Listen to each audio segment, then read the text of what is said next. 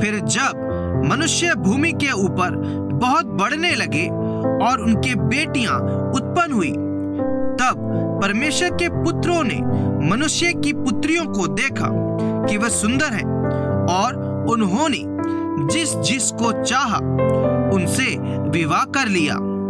तब यहोवा ने कहा, मेरा आत्मा मनुष्य से सदा लौ विवाद करता ना रहेगा, क्योंकि मनुष्य भी शरीर ही है। उसकी आयु 120 वर्ष की होगी।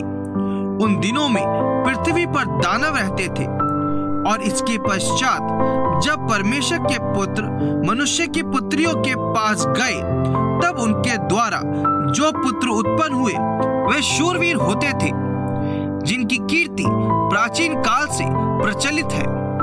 यहोवा ने देखा कि मनुष्य की बुराई पृथ्वी पर बढ़ गई है, और उनके मन के विचार में जो कुछ उत्पन्न होता है वह निरंतर बुरा ही होता है। और यहोवा पृथ्वी पर मनुष्य को बनाने से पछताया, और वह मन में अति खेदित हुआ।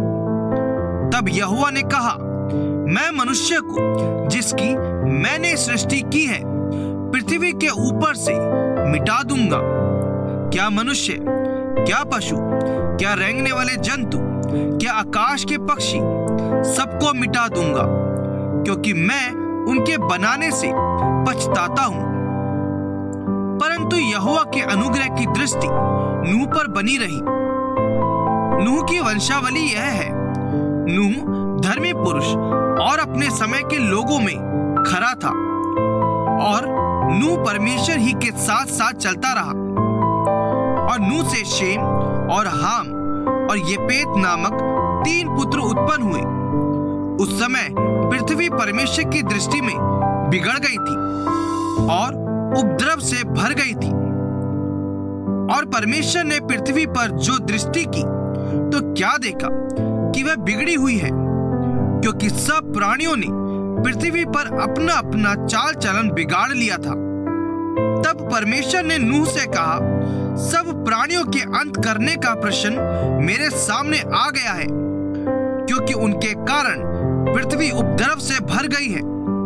इसलिए मैं उनको पृथ्वी समेत नष्ट कर डालूंगा। इसलिए तू गोपेर वृक्ष की लकड़ी का एक जहाज बना ले, उसमें कोठरियां बनाना और भीतर बाहर उस पर राल लगाना।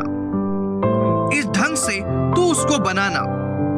जहाज की लंबाई 300 हाथ, चौड़ाई 50 हाथ और ऊंचाई 30 हाथ की हो। जहाज में एक खिड़की बनाना और उसके एक हाथ ऊपर से इसकी छत बनाना, और जहाज की एक ओर एक द्वार रखना, और जहाज में पहला, दूसरा, तीसरा खंड बनाना।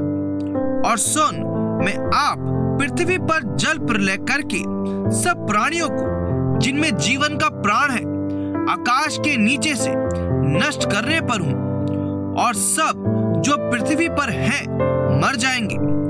परंतु तेरे संग मैं वाचा बांधता हूं, इसलिए तू अपने पुत्रों, स्त्री और बहुओं समेत जहाज में प्रवेश करना। और सब जीवित प्राणियों में से तू एक एक जाति की 2-2 अर्थात एक नर और एक मादा जहाज में ले जाकर अपने साथ जीवित रखना। एक एक जाति के पक्षी और एक एक जाति के पशु और एक एक जाति की भूमि पर रेंगने वाले सब में से 2-2 तेरे पास आएंगे कि तू उनको जीवित रखे।